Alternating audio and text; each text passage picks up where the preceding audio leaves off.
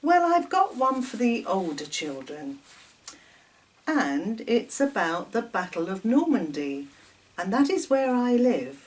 Now, I live in France, in Normandy, and it's where, during the Second World War, there were many, many battles and many, many brave deeds done. So I shall tell you this story, and it's called Revelations of Times Past, the Battle of Normandy. Ethan Morris knew he should not be up there in the attic space, rummaging around in dusty, forgotten cardboard boxes. His house-proud mother, a cheerful, pretty woman, Mary Morris, was forever catching him in what Ethan thought was an exciting adventure, with his imagination working overtime into times past, a time when the world was turned upside down, a time when normal life disappeared, a time when the world was at war, especially in Europe. For Ethan had found one particular treasure trove of a box which contained diaries written by great-grandfather James Sinclair. James Sinclair had been a member of the Cameron Highlanders and fought alongside his comrades in the Normandy landings in France on D-Day, 6th of June 1944, in the massive Allied effort to liberate France and Europe, particularly France, which had suffered so much in the hands of their cruel, inhuman German captors. Ethan, only 12 years old, a sensitive, intelligent boy, was fascinated by the extreme experiences of war which his great-grandfather had endured. So it was, when Ethan's mother had gone out for the afternoon, and his practical father, Brian, was in the workshop repairing his mother's washing machine to stop her getting so cross when it leaked water across the black and white tiled kitchen floor, he decided to go up to his favourite place in the attic and get out Great-Grandad Sinclair's diaries of World War II and continue to read their enthralling contents. James Sinclair, at the age of 22, had been called up to join the Cameron Highlanders to help the war effort. He had 4 brothers who also joined different regiments. James was very patriotic. That means he liked his country. He couldn't wait to get to the front lines to fight for his king and country. Arriving at the battalion HQ, James was kitted out with battle dress, uniform and equipment to sustain him in the days ahead as a front-line soldier. After his uniform, he was issued with a canvas rucksack fitted with different sized pockets to take almost any other things: survival rations, first aid kit. Then there was the ill-fitting thick leather boots, a weapon with ammunition to be supplied later, and not forgetting a helmet. Eager with anticipation, James did his 6 weeks training at Slapton in Devon, used unbeknown to James because this particular coastline of Devon was deemed to be very similar to the stony Normandy beaches, to be assaulted in Operation Overlord, code name for the Battle of Normandy. James was allocated a battalion which included Sergeant Major Ferguson, or Fiery Fergie as he was known amongst his troops, a man with a mouth spitting out swear words when orders were not being obeyed instantly by the novices, but commanding respect for being fair and leading from the front. At last James was ready for active duty, being trained how to scramble under netting with bullets flying above his head, climbing up rope ladders, being parachuted into murky waters, swimming to specific points of the compass, being sure to keep his rifle above his head, and as dry as possible, ready for action. In James's battalion was a slight, shy, red-headed soldier called Scott. All the other soldiers called him weedy looking, and so his nickname became Weedy. Although lanky and weak looking, in reality this was far from the truth. In fact, in his teens, Weedy had been national karate champion and was a force to be reckoned with. You took on Weedy in a fight at your peril. James and Weedy establish a firm friendship based on mutual interests and actually liking one another. They shared the same sense of humour, were courageous, and loved adventure and a challenge. Mostly they were posted together on various military assignments, looking after each other's back in the face of the enemy fire.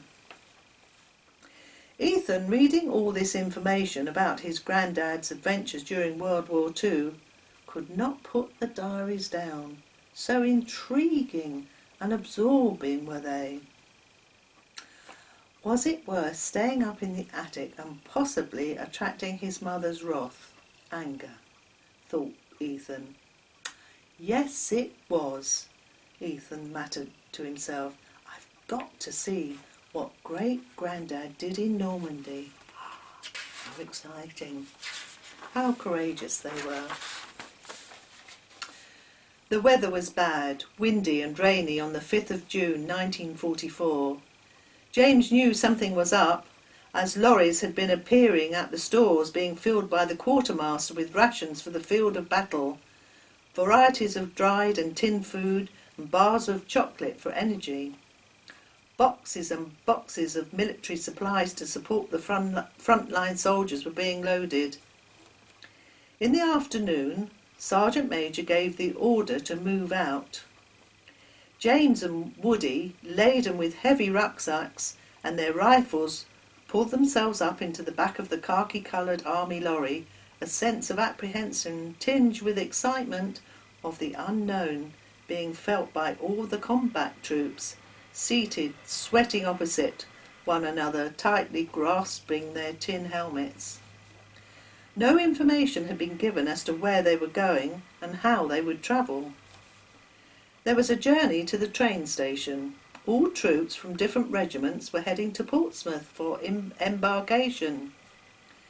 There James and Weedy, with their platoon, led by seasoned officer Captain Magnus Stewart, were loaded into the troop carriers, later to be transferred into a flat-bottomed landing craft, ready for the Operation Overlord, Battle of Normandy.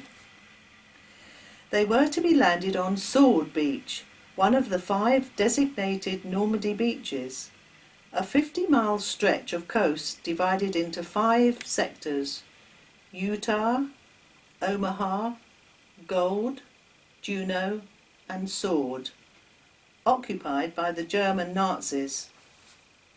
It was hoped that there would be a large element of surprise, so that the opposition on the beaches would be minimal, plus extensive aerial and naval bombardment and airborne attack on the enemy prior to troops landing in their thousands would also help the main Allied troops landing. James sincerely hoped the paratroopers had been successful.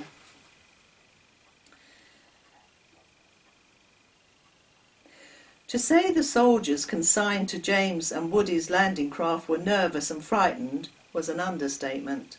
Some were visibly seasick to the belly, whilst others were praying to God to let them live through the coming battle. James and Weedy kept each other's spirits up by telling each other the most unfunny jokes, joshing with other soldiers, trying to keep morale high. Adrenaline was beginning to pump round their bodies. They were ready to fight the enemy. Bad luck with the weather meant that they had to spend longer in the hellhole of a landing craft, rocking up and down, sideways, causing more seasickness and terror of what was to come. Lofty Campbell, could not bear the suspense any longer. Terrified, a trembling mess, he started screaming hysterically, "Let me out of here! For the love of God! Get me out of here! I've got to get out!" Captain Magnus Stewart had to act rapidly if he did not want his other soldiers to become unsettled, so grabbed Lofty by the scruff of the neck and threw him into the engine room of the little landing craft, the sea and wind obliterating the screams of terror, and protect as he secured the metal hatch. These were desperate times, thought Ethan, as he turned yet another page of his great-grandfather's incredible diary. At last it was time to go. The ramp was lowered, squeaking eerily, the joints being dried by the sea waters. The soldiers, rifles held high to keep them out of the salty water, rushed through the icy cold waves to the shore, the German big guns making a terrifying noise. Gunfire could be felt overhead, bullets whipping through the air. Soldiers were falling either side of James and Woody, even before they reached the stony, sandy beach, the unlucky ones. James and Weedy ran together, zigzagging up the beach, sheltering from the rain of bullets descending from the German-held cliff fortress. Above, James yelling at Woody to get down when he saw danger. Suddenly, James saw Weedy slump to the ground, his seemingly lifeless body crumpled, blood slowly seeping into his battle dress. James, thinking only of saving his friend and not of his own life, ran through a barrage of bullets whistling past his ear and fell to the side of Weedy. He picked Weedy up and made a dash for a rocky outcrop, which would give temporary cover from the blast of gunfire descending relentlessly from the German artillery above. "Come on, old friend, don't die on me, don't die! Wake up, we've got to get out of here!" James looked at Weedy's closed eyes and pale face covered with sweat and blood, his battle dress now discoloured red, and thought the worse. When suddenly Weedy's eyes opened, a cheeky grin spread over his face. "Thought I was a goner, didn't you?" "Well, it was a close shave. I think I must have been winded, but look." Weedy unbuttoned his army jacket, and pinned to his shirt pocket was a metal Celtic football supporters badge, not allowed to be worn by the army, but which Weedy had attached to his uniform just before going into battle to give him luck. "Look," said Weedy, "the German bullet hit the badge, which must have deflected it away. Hooray, I'm alive! I knew I should wear that badge. I knew it would bring me luck." There for a moment, in the craziness of their war-torn surroundings, a battle raging, the two men hugged each other, overjoyed that they had both made it to the beach and were alive. "Come on, Weedy, we've got to get out of here quickly." "I can't see any of the other members of the battalion, so we must make it to Sector Roger to re-muster. Our instructions were to form up with other battalions and proceed towards Caen. Come on, Weedy," shouted James, now anxious to meet up with the other troops as bullets and bombs pounded the grey-coloured sand all around them. "Where are you, Ethan?" inquired Mrs. Morris as she entered the house, struggling with several carrier bags of family groceries, tired from working all day at her demanding job as an old people's carer at the local retirement home. "Come and give me a hand, please, as I have the tea to get and Buster to walk." The daily walk through the park with Buster, the family boxer dog, was Mary Morris's favourite part of the day. It gave her a chance to unwind and spend a few minutes on her own with her faithful canine companion. Ethan reluctantly closed his great-grandfather's diary, so enthralled by his World War II exploits described in detail, scribbled in places, barely readable at times. He must return to the attic soon. Whilst helping to put the shopping away in various kitchen cupboards, Ethan casually inquired of his mother, "What happened to great-granddad Sinclair on the Normandy beaches?" "Well, Ethan, apparently my great-grandfather, James Sinclair, would never talk about his wartime experiences. Not one word." Well, that's interesting. "So don't really know, apart from the fact that I believe there are some old diaries that he kept which have been handed down to me. I believe they're up in the attic somewhere. I really must find time to get them out and read them," sighed Mary Morris, regretful that so far she had not managed to find a few spare hours in her busy life.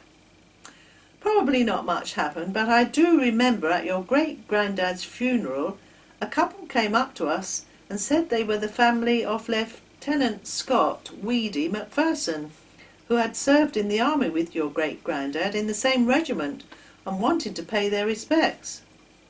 "Oh yes, Ethan, your great-granddad Sinclair was a very brave and courageous man. He won the George Cross, you know, for bravery and distinguished service, for his selfless actions during many of the World War II operations. He never lost contact with his old friend Weedy, though. He was a real character, but never wanted to talk about his exploits. I really must try and find his diaries and read all about it." Ethan smiled to himself. Now he was definitely going to go back to the attic and the diaries as soon as possible to find out the rest of great-granddad's World War II adventures. What an inspirational person great-granddad was, thought Ethan.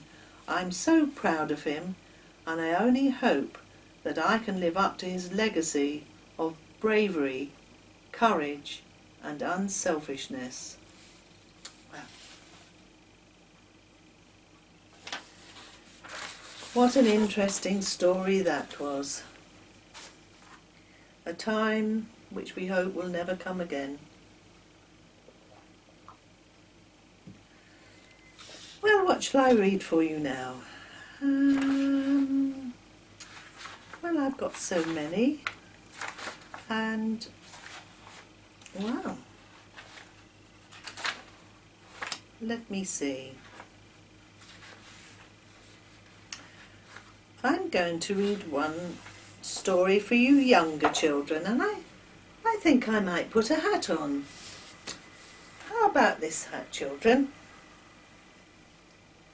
I think it's rather lovely, don't you? And have you seen my nails? They're green, and I like the colour. Green is one of my favourite colours. Right. And Pierre is listening to the stories, my little lucky rabbit, and Boney is at the door, my black cat, Bonaparte. He's waiting to come in to listen, but I've told him he'll have to wait. Now this story is called Lonely Fred Cartwright, the Station Porter. It was another cold and frosty morning. Oh, cold and frosty morning. Right, I'm going to change my hat and I'm going to put my winter hat on. There we are. There. For a cold and frosty morning. It was another cold and frosty morning, just like every day had been for the last 6 weeks. Fred Cartwright woke up to the sound of his alarm going off at 6:30 a.m. He had been warm and snug under his duvet and just managed to open one eye, glance at the alarm clock, turn it off, and decide how he would get out of bed without letting the cold get to him before he was able to climb into his clothes. You see, Fred's bedroom was cold and damp. He lived on his own in a little 2-bedroom cottage on the outskirts of a big village called Clarkson.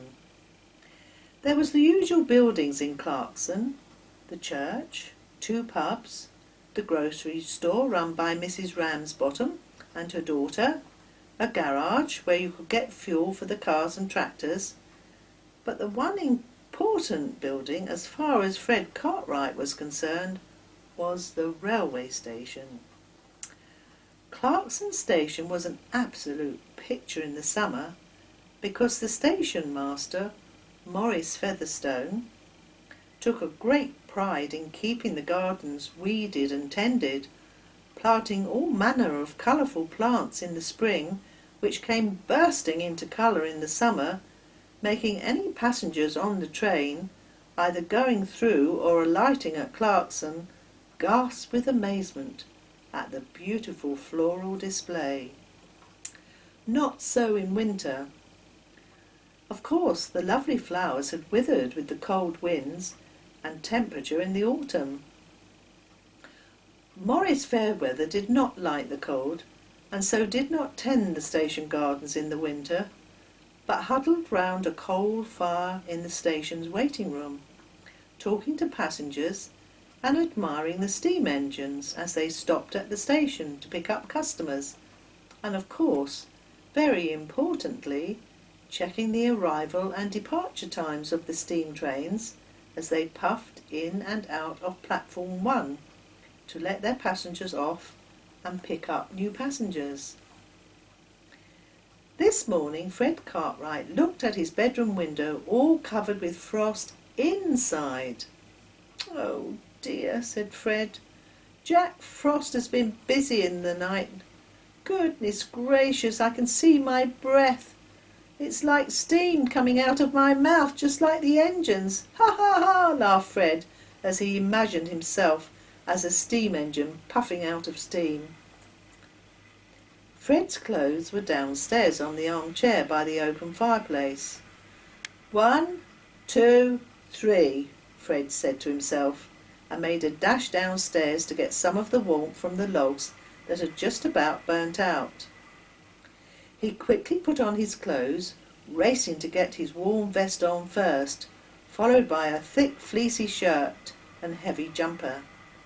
His white long johns were a bit of a struggle to get on, but after doing a little dance in front of the fire to ease his underwear and trousers on, Fred was nearly ready for work as a porter at the local Clarkson railway station, a job which Fred took very seriously as he loved helping people and was always on hand to carry a suitcase of a struggling passenger or help an elderly lady or gentleman onto the train. He went into his little scullery kitchen, painted green and cream, and made himself some doorstep sandwiches with thick slices of cheese and apricot jam, his favourite. He added an apple from the garden to complete his lunch bag. The kettle whistled, tea and toast was made, but Fred felt sad. He had no one to talk to, no one to share a slice of buttered marmalade toast with. "Oh well," said Fred, "best be getting along. It's not good being so sad. I must always look on the bright side of life. Yes, that is what I will do." Fred felt better after he had given himself a talking to. He put on his brown charity shop anorak, zipped it up with the make-do paperclip zipper toggle, and headed off down the road. Fred did not have the money to spend on himself and had to buy the cheapest of everything, food, clothes, to actually live in the little cottage as the rent was so high. Fred paid £50 a week for the little green painted cottage, and as he only received £90 from the train company for being the best porter in the area, or so all the passengers thought, there was not much left for any luxuries. He first called in at Mrs. Drew's cottage, an old lady who no one ever visited apart from the vicar and the doctor. Fred knocked on the door. "Hello, Mrs. Drew. Are you well today? I've brought you an apple from my garden." "Oh, come in, said Mrs. Drew. She eagerly looked forward to Fred visiting her every morning, just to see his smiling face, and to have someone who was interested enough to visit her was such a treat. "Here is a piece of fruit cake for your lunch, Fred. I baked it yesterday. Fred took the cake without surveying the lounge where Mrs. Drew sat. Your fire's gone out. I must light it for you and bring some logs in so you will be warm, said Fred. Sure enough, Fred lit the fire, stacked the logs in the log basket, tucked the patchwork blanket around Mrs. Drew, made her a cup of tea, and laughingly said, You will be snug as a bug in a rug now, Mrs. Drew. I must go to work now, so I'll see you tomorrow. Oh, thank you so much, Fred, and I have a big surprise for you tomorrow when you come and see me. OK, Mrs. Drew, goodbye for now. And off Fred went briskly, walking into town and directly to Clarkson railway station, where his boss, the station master, Maurice Featherstone, was waiting anxiously. Fred loved his job, particularly as his favourite steam train called Dobson was based at Clarkson railway station. He was a big strong engine, painted blue, who would pull 9 carriages in one go, an enormous job, but not to Dobson, whose head of steam was second to none. He was the champion engine in the whole country. Maurice Featherstone looked a little red in the face, pulled himself up to his full height, and said to Fred, in his important stern voice, Fred, I've been told that there is a very important person visiting the station this morning at 11 a.m. sharp. We have to get the red carpet out and polish everything up. The seats in the waiting room, the clock, the ticket office. Off you go. You had better get started. We have much work to do to get everything shipshape. Fred was amazed. Who could the important visitor be to warrant the red carpet treatment? Oh well, thought Fred, better do a good job and get the platform 1 tidied and polished up. Well, Fred worked so hard that he had sweat beads breaking out on his forehead. He had 2 things to puzzle over. Who was the important visitor on the train, and what was the surprise that Mrs. Drew had for him the next day? Well, I wonder. Fred worked so hard he nearly forgot what time it was, and Maurice Featherstone, station master, was getting very nervous and agitated as he worried whether everything would be tidy enough for the very important visitor. He walked purposefully along the length of platform 1, inspecting the seats, windows, and red carpet to see that everything was just so for the famous visitor. Well done, Fred, he said. You have done a good job. Everything looks very shipshape, clean and tidy. Fred, feeling that he had earned some brownie points, felt he could ask Mr. Featherstone who the important person was that warranted all this hard work. Mr. Featherstone, I wondered if I might ask who the important person is who is arriving at 11 a.m, inquired Fred hesitantly, as he did not want to upset his boss in any way. Maurice Featherstone stood proudly as he said, It is none other than the Mayor of London. He is coming here to open a children's playing fields on the other side of Clarkson. Of course we are very honoured, and I have my number 1 uniform all pressed up and ready in my office, as I shall be presented to Mr. Parker, Lord Mayor, when he arrives on platform 1 in his special carriage pulled by Dobson, our very best steam engine. Now then, Fred, look lively. After you have put the Union Jack flags on the front of Dobson, you must go and smarten up. Put some water on your hair to flatten it so it does not look so unruly, and put your best jacket on. Oh, excuse me, Mr. Featherstone. Sorry to say, I do not possess a best jacket, said Fred apologetically. Mr. Featherstone looked horrified. "You haven't got a best jacket?" he exclaimed. "Well, you cannot appear on the platform in that terrible old-looking anorak. Let me see. I remember there was a very nice jacket left in lost property by a passenger. Has been there for months. Yes, I believe it would fit you, so I shall go and get it." "Thank you very much, Mr. Weatherson. I'm so sorry to be a nuisance," said Fred.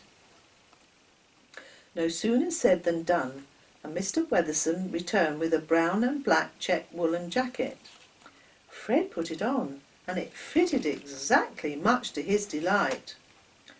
After he had plastered his hair down with water in the gentleman's waiting room, and looking in the mirror, he hardly recognised himself. Who was that smart stranger staring back at him in the mirror?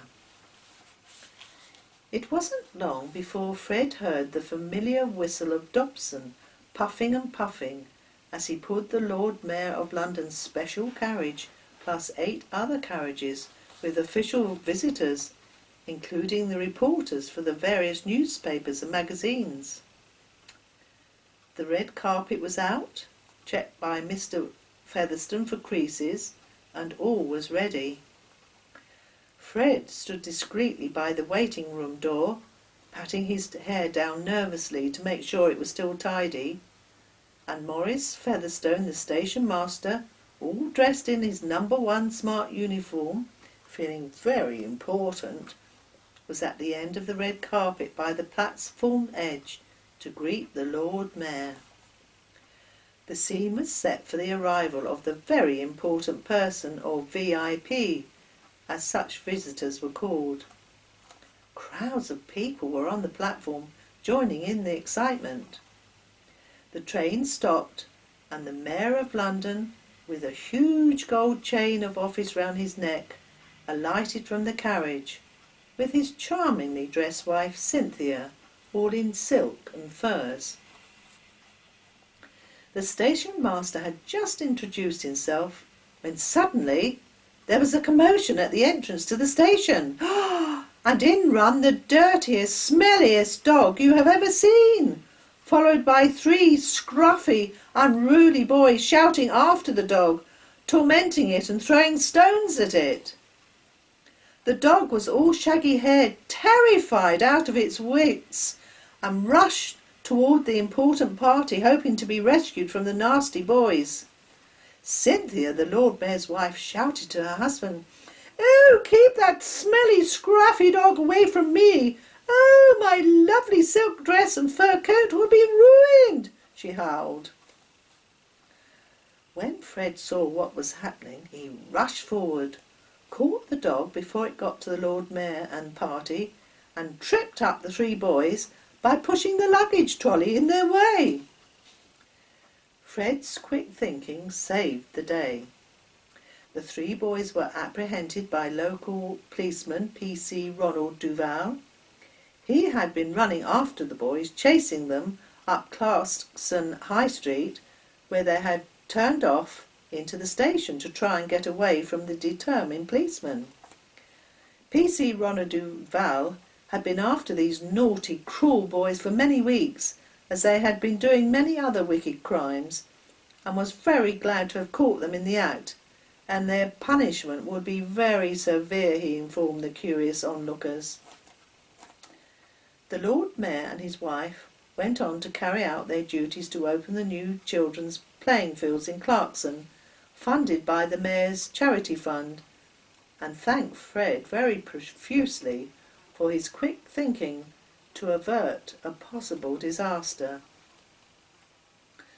Maurice Featherstone also was very proud and pleased with Fred, and offered him a promotion as head porter, even though there were no other porters employed at Clarkson Station, but he thought the title would impress the hero of the hour, Fred. He also said he would give Fred a new uniform, so he would look smart when on duty, which included a thick overcoat. This would replace the awful-looking anorak which Fred had insisted on wearing previously. Fred felt quite overwhelmed by the gratitude people had shown him. The shaggy dog. What became of him? Well, P.C. Ronald Duval said that he was a stray and had been living rough for a while, and the three cruel boys had caught the dog going through dustbin rubbish for tidbits of food and started throwing stones at him and teasing him and being cruel to him. P.C. Ronald said to Fred, "This poor dog needs a home. If no one takes him on, he will have to go to the RSPCA kennels." "Fred, you wouldn't be prepared to take this dog on, would you? He has the makings of a handsome dog and only wants a good wash and a loving home." Fred thought for a minute. "I know he is smelly, but he would brush up well after. He has a jolly good clean up." Fred looked at the doleful dog and his heart melted. He thought to himself, "I just can't leave this poor animal to be put in a kennel." And because he was such a kind person, he said, "Yes, I could look after the dog, but I must check with my boss, Mr. Featherstone, if it would be possible to bring him to work with me, and if I wash him and train him to behave well, Mr. Featherstone might approve." "OK, P.C. Duval, I will take a chance and take the dog." P.C. Duval was very relieved, as he did not fancy taking the mud-covered dog to the kennels, probably thinking of the mess he would make in his squeaky clean car. Fred made his way after a very eventful day with his new doggy friend trotting by his side, a piece of string acting as a collar and lead. "Well, what shall I call you, old chap?" said Fred. "I know, Chappie." Chappie took to his name very well, and when Fred finally walked into his house, he could not bear the smell of Chappie, whose matted hair smelt of horse manure. "Come on, old boy, you're going to go straight in the bath." Fred ran a big bath and put some bubbly cleaner in the water. Then he had to tug and pull to get Chappie in the bath. There were splashes everywhere. Once Chappie was in the bath, he suddenly decided that he liked the water. Fred got an old hairbrush and little by little brushed Chappie's fur coat until all the tangles were out. Chappie barked and barked, as he had never had a bath before or felt so unusually clean. With great difficulty, Fred lifted Chappie out of the bath and covered him with a thick towel to dry him off. Chappie would not stand still for long, and escaped the towel and ran round the lounge, shaking himself all over the seats and the wallpaper, giving it a peppered look. "Come here, Chappie, I need to dry you off. You are making such a mess," said his new owner, Fred. Eventually, Chappie calmed down, and Fred looked in his larder to see what he could give the dog to eat. All he had was a tin of spam, luncheon meat. "OK," thought Fred, "half for me and half for Chappie. That will have to do until I get to the shops to buy some dog food." Fred lit the log fire, served up the luncheon meat, made a cup of reviving tea for himself, found a blanket to make a bed for Chappie in front of the fire, and settled down to have his tea. Suddenly Fred felt very happy. By doing a good turn that day, he had a doggy companion, someone he could talk to. As he chatted to Chappie, eating his tea, he felt very contented, and before long, relaxed by the heat of the log fire, both man and dog could be seen fast asleep, Chappie's head on Fred's feet. When Fred woke up an hour or so later, he was so surprised. Chappie's stinky matted coat was transformed into a lovely curly fur, and he looked very smart. "You look a different dog, Chappie. "What a difference!" exclaimed Fred. Chappie looked up adoringly at Fred. This human was his hero who had rescued him, and he decided he was going to be his loyal, faithful friend forever. The next day, Fred jumped out of bed when the alarm clock went off at 6:30 a.m. Fred thought for a moment. "There's something unusual about my bed."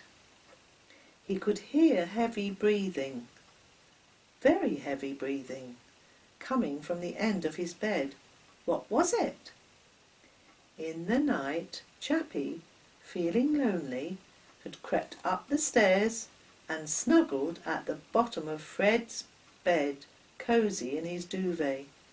"Chappie, it is you, you cheeky dog!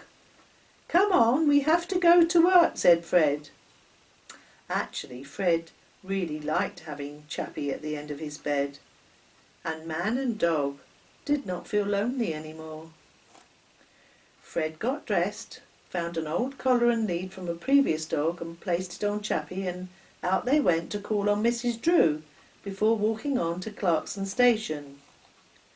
"Good morning, Mrs. Drew. Look who I have to show you. A new acquisition," said Fred. "Oh, Fred, how lovely! What a handsome dog! What is his name?" Mrs. Drew inquired.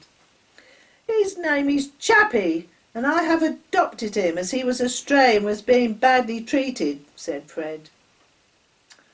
"Oh, you are such a kind person, Fred," said Mrs. Drew. "Good things should happen to you. I have a big surprise for you too. My son is a central heating and plumbing engineer, wants a practice house for one of his apprentices to work on to put in a heating and plumbing installation. So I suggested your cottage, so that you can be warm. You would like that, Fred, wouldn't you?" Mrs. Drew inquired excitedly. "Oh, Mrs. Drew, that would be wonderful! No more frost on the inside of the windows," said Fred, highly delighted. Well, Fred strolled into Clarkson Station with Chappie barking happily by his side. Man and dog are partnership now, trusting one another. Fred was feeling that life was good. Suddenly things had taken a turn for the better, and Fred's good turns had in fact led to good things happening to him. Everyone made a fuss of Chappie, including Mr. Featherstone, the station master, and all the passengers. The very next day, Mr. Featherstone said he had arranged a special treat for Fred and Chappie.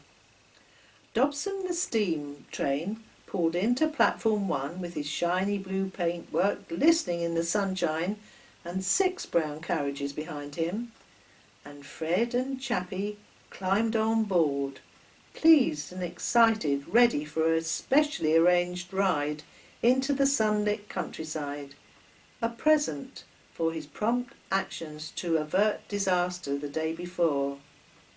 Again, Fred thought life was good. Well, that was good. A kind person like Fred got his desserts, didn't he? Oh, feeling hot now. Oof, how lovely. Now, Bonaparte, you can't come in yet. No. Well, another story. What can I do for you? There are so many. Well, I'll tell you the story.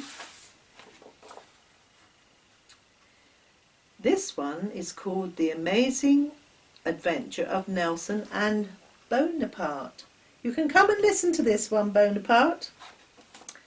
Right.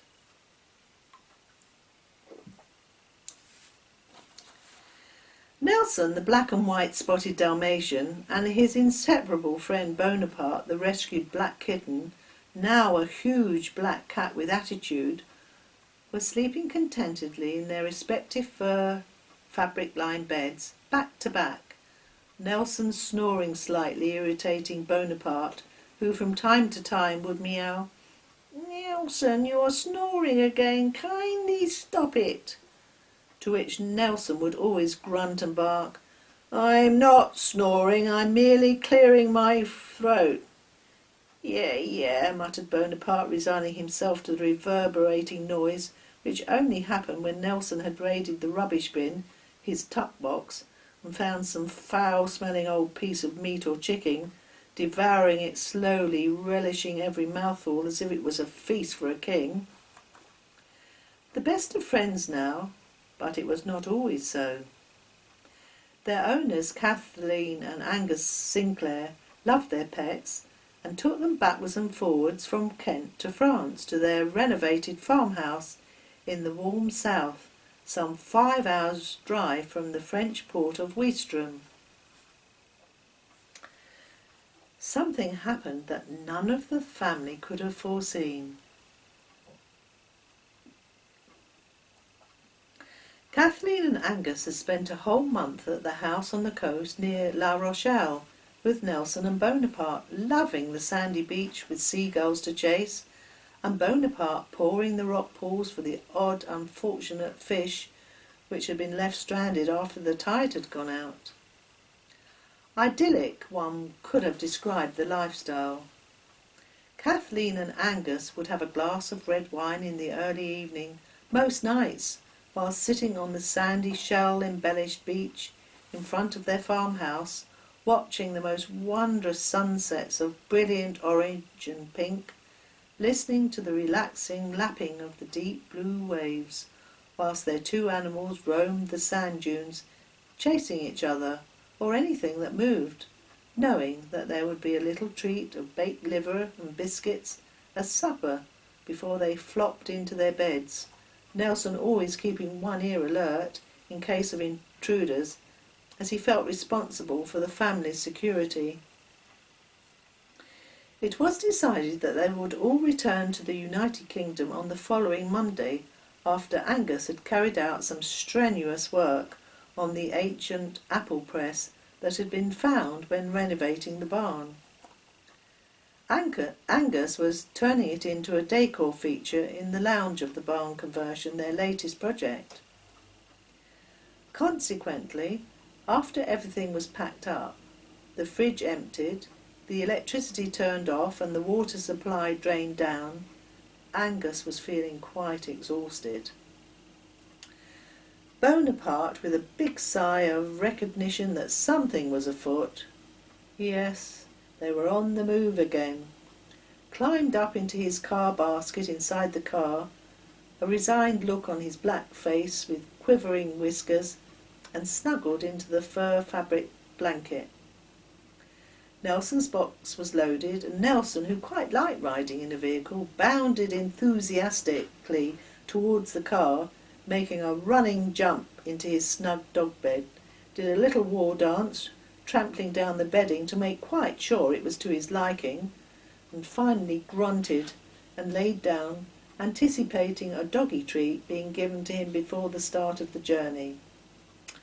So there it was, Kathleen and Angus, with Nelson and Bonaparte in the back, driving towards the port of Ouistreham, the heater on as it was September, but a cool afternoon. The CD player was sending out soothing, relaxing songs by Michael Boodle, and all was well with the world. Kathleen was already asleep in the front passenger seat, lulled by the warmth and the serenading of her most favourite ballad singer. Angus, on the other hand, was struggling to stay awake, opening and shutting the window to let some reviving cool air in, drinking a quick slurp of black strong coffee from his thermos flask to help him stay awake. Alas, yawn. Yawn after yawn. Angus was beginning to lose his battle against fatigue, which was setting in particularly after all the hard physical work he had been doing on the previous days. After shouting to the animals, all right in the back there?" A grunt from Nelson, now buried snugly under his blanket with only his head sticking out, and a meow from Bonaparte, now sharing Nelson's bed feeling comfy and safe, purring away as he was back to back with Big Daddy, as he called Nelson, a nickname from his kitten days. Disaster! The car was steering itself. Angus the driver and Kathleen his passengers were sound asleep. Nelson raised his large Dalmatian spotted head and looked up with an anxious look on his face. He nosed Bonaparte into reluctant wakefulness and said, "Half pint," his nickname for Bonaparte. I think we have a bit of a problem. Unless this car has automatic steering, which it hasn't, there is no one in control. Look! Our owners are out of it, kaput, gone, asleep." "Oh no, what shall we do?" meowed a frightened Bonaparte. Before they had time to bark, make a fuss, do anything to wake up their exhausted owners, there was a loud bang. The car had mounted the reservation and turned over on its back. The tailgate burst open wide, and Nelson and Bonaparte were thrown from the car to the grassy bank. Slightly dizzy and concussed, Nelson barked, "You okay, Half Pint? Come on, run up the bank to the top where we can see what's going on." Bonaparte, who had sustained a bruised front paw, limped up the bank as he was instructed by Big Daddy.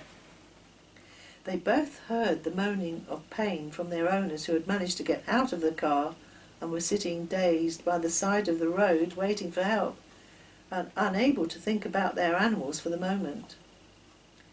It was not long before a flashing blue light appeared and the gendarmes police were on the scene, ordering up an ambulance for the slightly injured pair. Kathleen was mumbling, "Where are the animals? Where are Nelson and Bonaparte?" But the gendarmes police took no notice of her, thinking her mind was wandering after the shock of the car crash and not seeing any animals around. The gendarmes helped the medical crew take Angus and Kathleen away to be transported to the nearest A&E hospital. The animals were completely forgotten. After all the commotion, noise and sirens going off, suddenly there was a strange, eerie silence. Nelson and Bonaparte felt utterly forsaken and sat forlornly at the top of the bank, side by side, staring bleakly down the road at the broken car that should have transported them into the port. What to do? Nelson scratched his head to help him think, while Bonaparte, not wishing to miss an opportunity, pounced on a risk-taking rodent making its way home after a day of feasting on the thrown-away food from car windows. "Stop playing about, Half Pint, and try and help me think what to do. Our owners have been taken away to hospital and cannot help us, so it's up to us. It's down to you and me to find a way out of this problem. Let's face facts. No one knows we are here." "I'm thinking our only option is to go back to the house by the sea," said Nelson, sounding stronger than he was really feeling, but he wanted to give encouragement to Bonaparte. Time to take command of the situation. That's what Angus's owner would have wanted him to do. "Yeah, but that's a long journey, Big Daddy. We'll never make it, and anyway, how will we be finding our way?" He puzzled, looking at his big spotted doggy friend. "Well," said Nelson, "I have a plan. As you know, Dalmatians are known for their direction finding, so I shall just follow my instincts and head south where the sun sets." "Oh, I'm so glad you have a plan, Big Daddy. That makes me feel better already." "But what will we eat on the way?" said Bonaparte, who was always thinking of his stomach and food. "No problem," said Nelson, now warming to his self-appointed commander.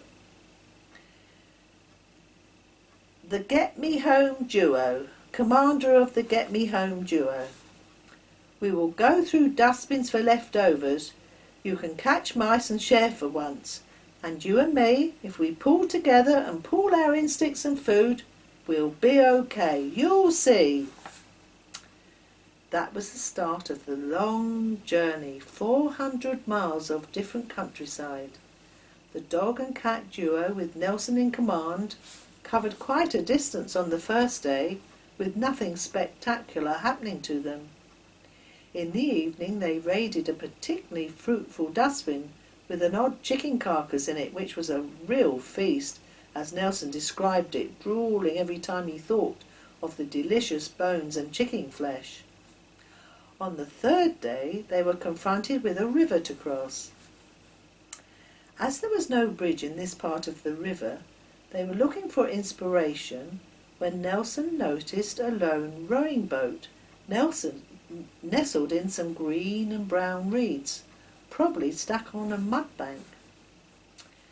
Nelson went down to the water's edge to investigate and found that it was serviceable, but needed a push out of the mud into the water. "Come on, Half-Pint, give me a paw to push this rowing boat into the water. Then we can quickly jump on board and hopefully the current will sail us to the other side of the river. Job done," Nelson barked excitedly. "Meow, you are so clever, Big Daddy. I'm so glad I'm your friend." "A friend in need is a friend indeed, or so they say," mused Bonaparte. Down to the bank they went, and puffed and pushed, until bit by bit the boat nudged nearer and nearer into the water. Splash! The boat suddenly dropped into the muddy, cold water, and the two travellers jumped on board, and the current took them downstream quite a long way, until eventually they arrived on the other side of the bank. The very next day they passed a fisherman, resting contentedly in his canvas fisherman's chair after hauling in a very large, possibly prize-winning salmon. Monsieur Gilbert Didier was a champion fisherman and prided himself on his technique with the rod, which had earned him many a fishing club trophy. Dozing in the sunshine with the salmon wriggling in his storage keep, he did not hear Nelson and Bonaparte creep up, now famished, ragged and looking like abandoned, desperate strays, pounced on the salmon and ran as fast as their legs would carry them to find a suitable, safe spot to rip the fish to pieces and have a respectable, tasty meal. "Delicious," remarked Nelson, licking his lips in appreciation. "Meow. Oh yes, I feel like a new cat," said Bonaparte, his spirits now lifting after such a big, sumptuous meal. In the meantime, Kathleen and Angus had recovered from their accident with only minor cuts and bruises, only to find that their beloved pets were missing. They decided to return to their French farmhouse in the forlorn hope that maybe, just maybe, their animals might find somewhere near the port. Might be found somewhere near the port. Yeah. So distressed about their loss. Oh yes, so distressed about their lost animals, they had contacted the fresh gendarme police with no result. They had compiled a notice with photos of Nelson and Bonaparte, with a generous offer of a reward of €300. Kathleen was beside herself with worry. Were they dead, the inseparable duo? Had there by any chance found someone to take them in? Visions of Nelson in a cold, unfriendly kennel, lonely and unloved, sent Kathleen into floods of tears.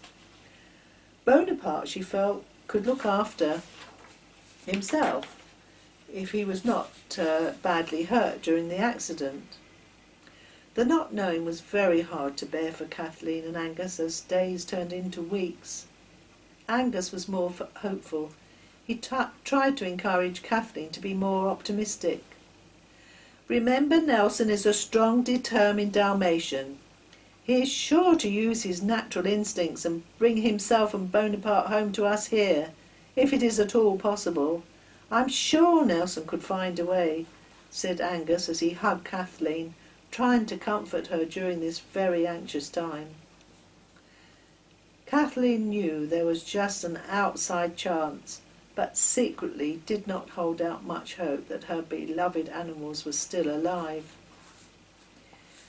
3.5 weeks went by, and Kathleen and Angus were back to normal health, but had a sad look on their faces as they went about their day-to-day chores. Kathleen felt they must be realistic and face facts that Nelson and Bonaparte, who had given them unconditional love and loyalty, were gone, and they would never see their devoted animals again.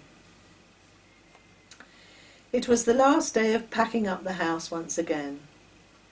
Angus had put the dog and cat paraphernalia into a box in the garage so as not to upset Kathleen and keep reminding her of their loss. Kathleen and Angus were sitting on the beach having a last cup of coffee, feeling bereft by the absence of the usual animal antics that Nelson and Bonaparte displayed when on the horizon, slowly making their way down the sandy beach, Kathleen thought she was seeing things.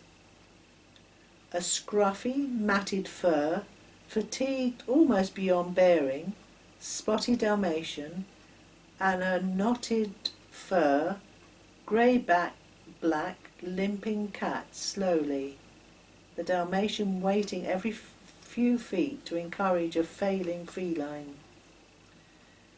Kathleen thought that this cannot be, and shouted to Angus, Look up the beach, Angus. Is that who I think it is? Nelson and Bonaparte?" With that she ran towards the undaunted duo, who were just about all in from their incredible journey back to their owners. Kathleen and Mike were incredulous, and then happiness and relief came flooding over them. Kathleen leant down and hugged Nelson and Bonaparte as if she would never let them go, laughing and patting them, tears of joy rolling down her face and falling into the unkept furs of her beloved pets. Angus, too, could not hold back the tears of relief as he, too, had quietly thought to himself that they had been gone forever. In return, Nelson lifted his big exhausted body to give his owners a lick of affection, which signified his complete thankfulness that he was reunited with them, and Bonaparte just purred and purred. Their adored animals were alive and had made the journey of 400 miles back to the home they had known and loved. There was a real feast that night. After Nelson and Bonaparte had rested, been bathed, combed and recovered a little bit from their ordeal, they were served up with their very favourite liver and vegetable dinner with croquettes, plenty of water to drink, and their lovely fur-lined beds all plumped up for them to have a well-deserved long sleep. Nelson, before he fell into a deep slumber with an irritating snore, remarked to Bonaparte, "Well, we did it, Half-Pint. I must say I was well impressed with your stamina and determination." "Meow. The feeling is mutual, Big Daddy. You are my hero. Without you I would not have survived. You really are my dearest friend, Big Daddy, even though you are a dog," muttered Bonaparte as he too fell into a long, reviving sleep. The two friends had survived a difficult and precarious journey, both helping one another to overcome problems on the way, and with the dogged determination of a spotted Dalmatian, Nelson, and the utmost trust that Bonaparte had in Nelson, the unusual friendship had become even stronger, and the two animals remained inseparable. It just goes to show that when disaster strikes, that friends, can help turn the disaster into a triumph. Well, and there's a picture of Nelson and Bonaparte with his owners. Ah, how nice that they got reunited. Well, children, it's still story time. I can still tell another story. Well, what shall we do? What shall we have? Well, there's still a few here.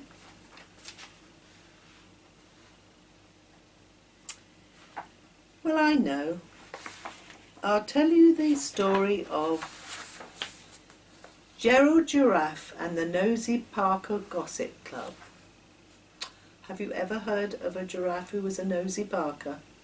But they are very tall, so they can see over fences and into people's houses. Gerald Giraffe was munching away at the most delicious mimosa tree, feeling happy and excited. Today was the day. He was 1 year old, and it was time for him to join the legendary, prestigious Nosy Parker Gossip Club, MPG Club for short. You see, giraffes have long necks and can peer over high walls, high fences, up in the trees to find out the gossip in the bird world, gathering all the news and the tittle-tattle of the animal world in their homes, which in this case was Grafton Wildlife Safari Park in a beautiful area of South Africa. The animal world lived in the most wonderful area of grass, plants, trees and very spectacular sunrises and sunsets, red, yellow, pink and blue, orange of every different shading, making it awe-inspiring to see. The army of animals, birds and insects munched happily on many of the lovely trees, green grass, ferns, mosses and sumptuous branches of mimosa. At least, that is what Gerald Giraffe thought of his part of the park, and it was where they could all run wild and be gloriously free. Gerald Giraffe had been selected to be a member of the MPG Club. There was a traditional ceremony for a new member of the Nosy Parker Gossip Club to go through. The head of the club was Henry Hippo, the noisiest animal you could ever find. He was always into other people's business, and so was elected without any opposition as the best, most qualified animal to be chairman of the Nosy Parker Gossip Club. Gerald Giraffe had been in the shower for such a long time, using his mimosa showering gel and lathering up until you could hardly see it was a giraffe, but looked more like a big clump of white shimmering bubbles. He was squeaky clean and had the complete approval of his normally disapproving mother, Doris Giraffe, as usually he tended to skimp his showers, getting his fur just about wet before he bolted out of the giraffe bamboo shower door dripping soap everywhere. But not this time. This time was special. Afterwards he had licked his spotty-coloured brown and white fur coat until it was gleaming.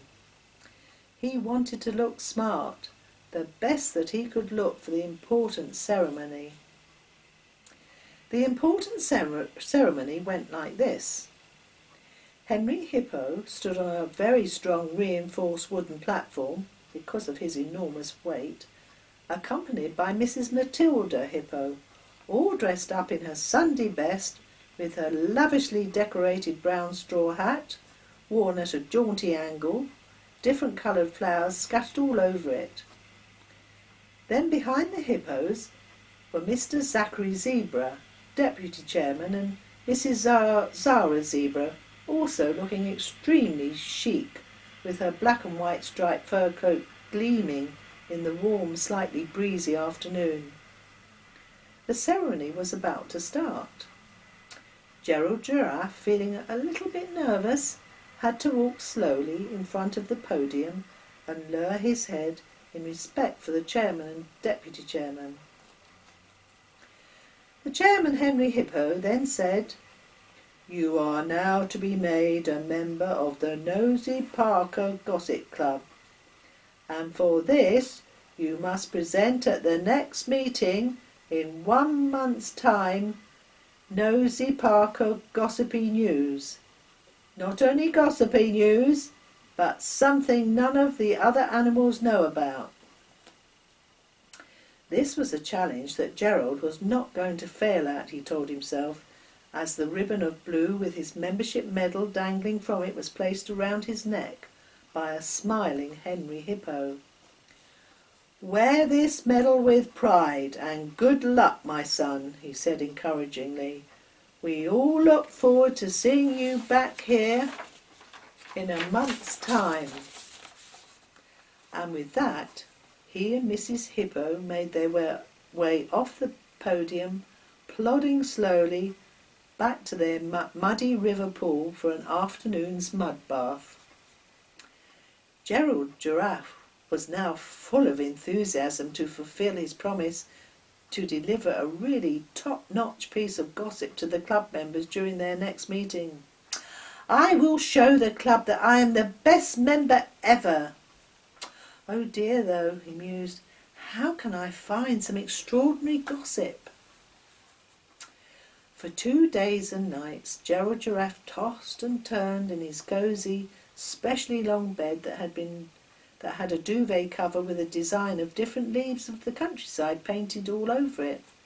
Mrs. Doris Giraffe had thought that this would make her son feel sleepy and sleep more soundly if he was thinking of delicacies of branches, ferns and leaves to fill his stomach.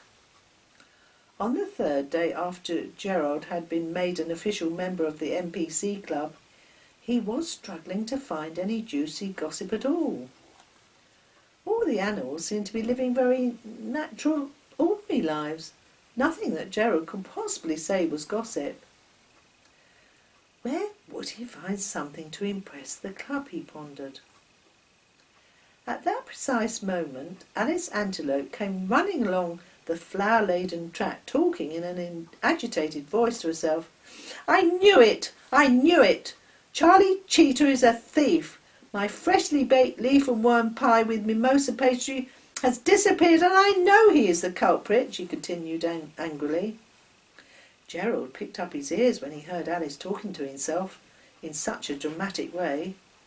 Could this be the bit of gossip he had been looking for? Suddenly Alice Antelope looked up and saw the inquisitive face of Gerald Giraffe. "Oh, Gerald," she said, "something terrible has happened. Charlie Cheetah has stolen my delicious leaf and worm freshly baked pie. I just know it's him." "Now don't you worry," said a sympathetic Gerald. "Have you told P.C. Elmer Elephant?" No, I have not had that time. Anyway, P.C. Elmer is having a mud bath down at the watering hole, and nobody disturbs him when he's doing his ablutions." "Well, I have an idea," said a confident Gerald. "Let's set a trap for the naughty thief and deal with him ourselves." "Oh, Gerald, what a very good idea. But supposing when we catch the thief, and I mean Charlie Cheetah, as I'm sure it was him, what if he becomes horrible and violent? You know what cheetahs can be like when they are angry," said Alice apprehensively. "I can handle Charlie Cheetah, don't you worry," said Gerald in his very brave voice. With that idea put in place, a date was made for the next afternoon, when Alice would bake another pie, put it out on the veranda of her little wooden pine house to cool, and wait to see if the thief would make another visit. Gerald Giraffe was delighted with himself. This could be the very piece of gossip that he had been looking for, to report back to the MPG Club. However, as he had such a long neck, this did not stop him looking over fences into private gardens poking his head here and there just to see if there was any other gossip about. He did see Molly Monkey hide her high-heeled red shoes in a box under her bed, so her mother, strict Martha Monkey, could not find them, and know she had been dancing at the Legs Up nightclub, newly opened by the Lovejoy Lion, in the notorious Mimosan Boulevard, an area of the wildlife safari park for those animals that like to party all night long. It certainly was a place for all young animals of the region to congregate, hoping to find a partner and make friends, some wanting to dance the night away, whilst others just listened, spellbound, twitching and moving their legs and arms to the rhythmic sound of such bands as Leo Leopard's Rockers. So it was the next day as planned. Alice Antelope put out her delicious leaf and worm pie on the veranda of her house, went back indoors, while Gerald lay in wait, pretending to be a tall tree, merging with the other trees so as not to be detected. Sure enough, from out of the bushes, creeping along, darting from side to side, looking highly suspicious, was a shadow. Who was it? Gerald could hardly contain his excitement, and his long legs began to tremble uncontrollably. Gerald had not been spotted. Charlie Cheetah picked up the pie and started to run away with it when Gerald positioned himself in front of him, blocking his way, and said in a very stern voice, "You little thief, Charlie, go and put that pie back. If you do that on your own, I will not report you to PC Elmer Elephant." Charlie Cheetah stopped in his tracks, considered his options, decided he had been fair and squarely caught, and said, "All right, Gerald, but my family is so hungry and I have 6 young uns to feed. Please forgive me." Oh, Gerald Giraffe, now feeling sorry for Charlie Cheetah, started to think he should let him off and give him some food for his children, when suddenly, flying out of the front door, came Alice, brandishing a frying pan and making for the thieving cheetah. "Don't believe a word of it," an indignant Alice said. "He's not married, has no children, is a layabout, steals for a living, and what is more, can be seen at the Legs Up nightclub most nights of the week." "Well, that does it," shouted Gerald Giraffe, thoroughly taken in by Charlie Cheetah. "You really are such a rogue.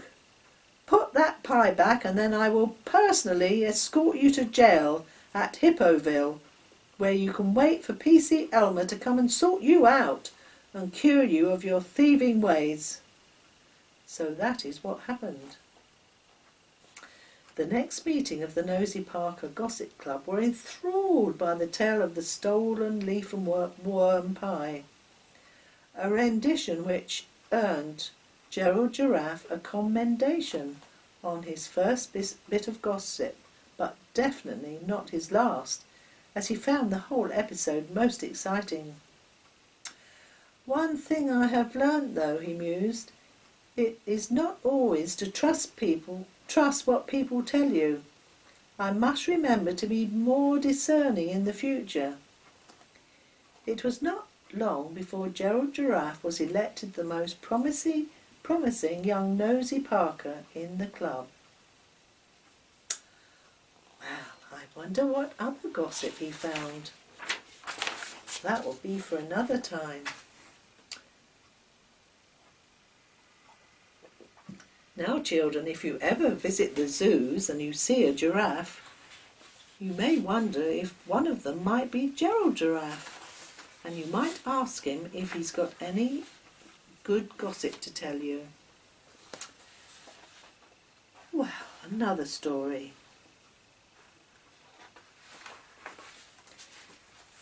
Oh, yes. This one. I Know What I Want to Be. Benji Barrington was a lonely boy. He was the only child of Louise and Cameron Barrington, Two busy professional parents who adored their 9-year-old son, but had very little time for him, hence the loneliness felt by Benji every day, particularly when he came home from school, mostly to be greeted by the housekeeper Florentin, a refugee from Poland, just about able to speak the English language, but not much of a listener when Benji had so much to say about the events of the day. There were many times when he was bullied because of his red hair, something his parents said had been inherited from a Scottish grandfather. Benji's mother was always in a rush, and if you tried to talk to her, Louise would usually say, "Not now, Benji, I must get ready for the council meeting. Tell your father." When he tried to approach his father, he had a similar response. "Not now, Benji, I have a very important report to write." Benji felt completely left out of his parents' world. He had only one particular friend at school called Sebastian. He was a slightly built little boy from Pakistan, with a stutter to his speech, and was also bullied by the other boys because of his impediment. Benji and Sebastian formed a bond of friendship, as they were both suffering from the same bullying, and helped to defend one another when picked on by Andrew Smith, the notorious bad boy in his gang. One particular day, Benji's life was turned upside down. Something happened to change his life. Benji was walking home from school, taking his normal route through the public grassy banked park, when he heard Andrew Smith and his misguided gang laughing and taunting something small and furry, running for its life with an old tin can tied to its tail, and the cruel boys throwing stones at the terrified animal. If there was something that Benji really hated, it was cruelty to any living creature, particularly defenceless animals. This sensitive side to his nature was again inherited from his Scottish grandfather, Ewan MacDonald, as well as his red hair. So his parents had told him many times when he kept bringing home injured birds, rabbits, badgers found on the road. You see, Grandfather MacDonald had in fact been a well-renowned animal doctor, a veterinary surgeon, spending a lifetime of devotion, caring and curing hurt animals. His blood beginning to boil, Benji, with adrenaline making him bold, took a short cut in between some beech trees and arrived in front of the gang, catching the exhausted, trembling heap of fur in his arms. The gang swerved to a halt in amazement at the little red-headed lad in front of them, stubborn look on his face, prepared to stand up to their menacing body language. Stop it, or I will report you to the police," shouted Benji, stroking the now identifiable puppy. "Leave this animal alone, or I will make it my business to put your names on the school notice board, together with the photograph I have taken with my mobile phone, and text to my friend Zeb. So if anything happens to me or this defenceless dog, the police will have evidence of your cowardly actions. So it's no use stealing this phone," he announced in a much stronger voice than he felt inside. In fact, he was quivering with fear, but managed to overcome this to stand up to this misguided, malicious gang. Very often, if bullies are confronted, they are cowards and back off, as happened here. "I'll get you back for this, red nut. You see if I don't," shouted Andrew Smith weakly, looking very disconcerted. His gang looked very sheepish and felt their leader was not as tough as he had made out. "Come on, chaps," said Peter Briscoe, one of the cruel, uncaring gang members. "Let's all go to the skateboarding park and upset the girls. We'll have a better fun there." Off they all went, much to the relief of Benji, who had a few anxious moments standing up to such a big bully, but he had held fast, and now he felt very pleased with himself. He gazed down at the quivering heap lying on his feet, gasping for breath after running his legs off, trying to get away from his tormentors. Benji untied the tin can, which had been attached to the puppy's tail, and sat down on the grass, stroking the poor animal, talking softly, reassuring to him, until he could see his little heart beating more regularly and his breathing became normal. The puppy was obviously in pain from the hard stones that had hit his small little vulnerable body. Benji picked the puppy up in his arms, all the time talking encouragingly to him, getting a lick on the nose in thanks. He wondered what his parents would think of this small pathetic animal, particularly as they had a very pristine house with not a speck of dust to be seen and no cushion allowed to be in its wrong place. Benji marched determinedly into the kitchen to find Florentine rolling out some pastry to make a steak and kidney pie, a family favourite. Benji debated whether to tell Florentine about the puppy and decided he needed her help in case his parents proved difficult. On the other hand, Benji mused, as they have very little time for me, they might not notice the puppy. Of course, when the puppy gets stronger and is running about, they probably would notice the prospective addition to their family. Benji had a dilemma, whether to tell his parents or not to, tell Florentine the housekeeper or not to. Benji had always been brought up to be truthful, always the best policy, but on this occasion he thought he might have to put off telling the truth for a little while. Florentine did not look up when Benji entered the kitchen, so he said casually, "Hello, I'm starving," grabbed a handful of steak and kidney and raced through the kitchen into the garage, where he knew he would find a cardboard box for the puppy.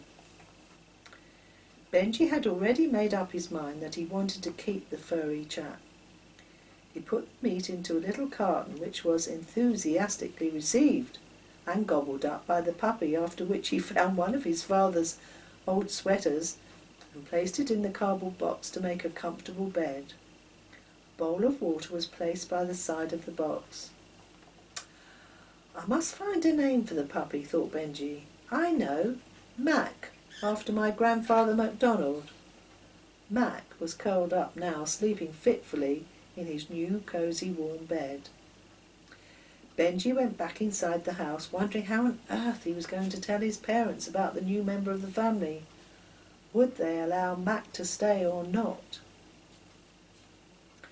Louise and Cameron Barrington came home exhausted. They ran a veterinary practice in town.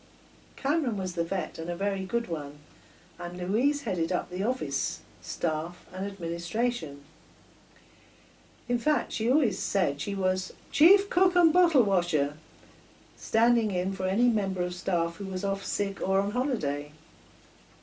"How did you get on at school today, darling?" asked Louise when Benji came down from his bedroom after doing his homework. "I hope those nasty boys were not horrible to you today," she asked anxiously. Cameron was engrossed in his evening paper. "I'm just getting ready for my WI meeting," said Benji's mother.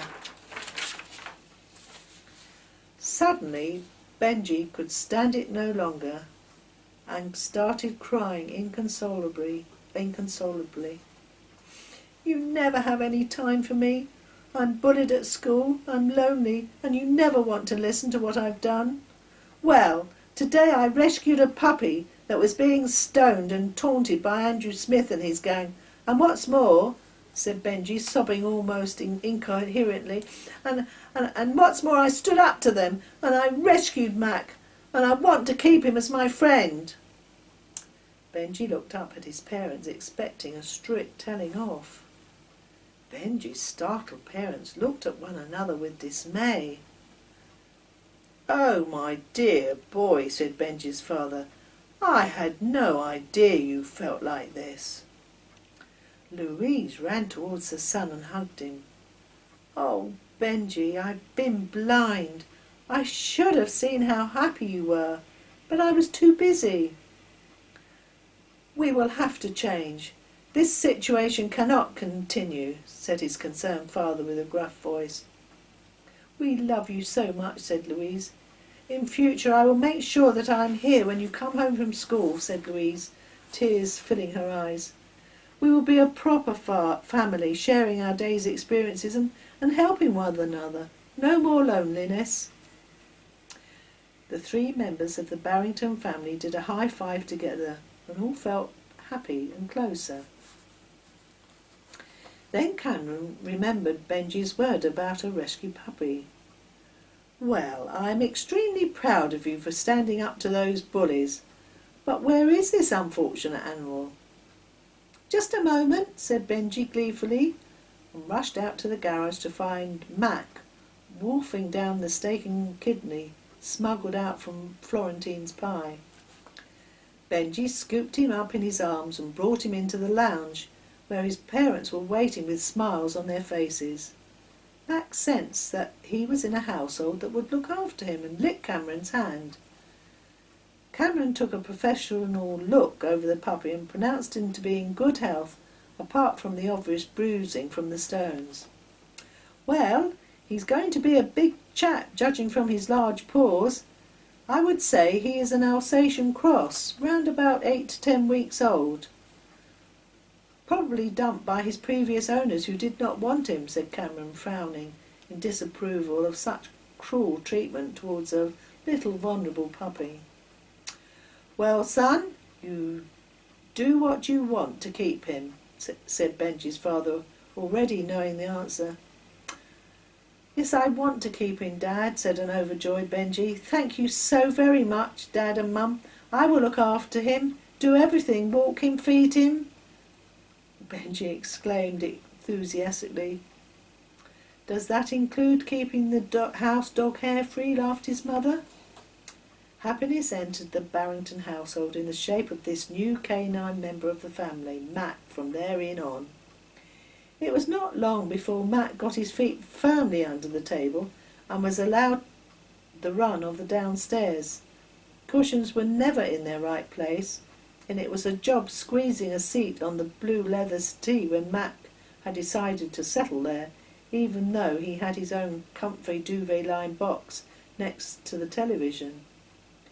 Even the housekeeper Florentine had taken to Mac and would be seen giving him odd treats. Mac had helped the family become a closer sharing unit. You know the old saying, "One good deed deserves another." Well, the rescuing of Mac proved just that, and Benji was never lonely anymore and grew to be a confident young man. As a footnote, 8 months later, when Benji was walking through the park with Mac and his friend Zeb, now stuttering much less due to the exercises suggested by the strict but kindly bespectacled speech therapist, Miss Mildred Maynard, Mac was sniffing around in the bushes, off the leash, when Andrew Smith, with his motley gang of misguided boys, arrived and started a menacing approach towards Benji and Zeb. Out of the bushes sprang Mac and stood to his full height, barking a warning not to approach any further, and then started to run towards the gang. The jeering suddenly stopped, and Benji and Zeb looked at one another in triumph and burst out laughing as the silly, easily led boys ran in all directions to get out of the way of a fierce-looking Mac. Mac would lick all Benji's friends to death and had a lovely, gentle personality, but when it came to defending his family, that was another matter, and he changed to his protective mode. A man's best friend is his dog, and so it proved for Benji. Well, that's a lovely story about a dog, isn't it? And I know a little ditty. A four-legged friend, a four-legged friend, he'll never let you down. He's always faithful right up to the end, that wonderful, wonderful four-legged friend. Well, that wonderful, wonderful four-legged friend. Louise, Benji's mother, used to sing this ditty to Mac, who had won her heart when she thought she was on her own in the house. Mac, on the other hand, used to endure these impromptu renditions with one paw over each ear. One day, when Benji was 14 years of age, he came into the lounge and confronted his parents with the news. "I know what I want to be. Just like you, Dad, and Grandfather MacDonald before you, I want to train as a vet." Well, you can imagine how pleased and proud Cameron Barrington was, although he had seen in his son the qualities of a good vet, and his thoughts strayed to the future, when he could pass on his veterinary practice to his courageous, worthy son. Well, that was a lovely story, wasn't it? Well, I'm sitting here in Normandy, looking out at the wonderful countryside. I can see cows in the field. I can see tractor going up and down the field. I think they're trying to plant some new seeds.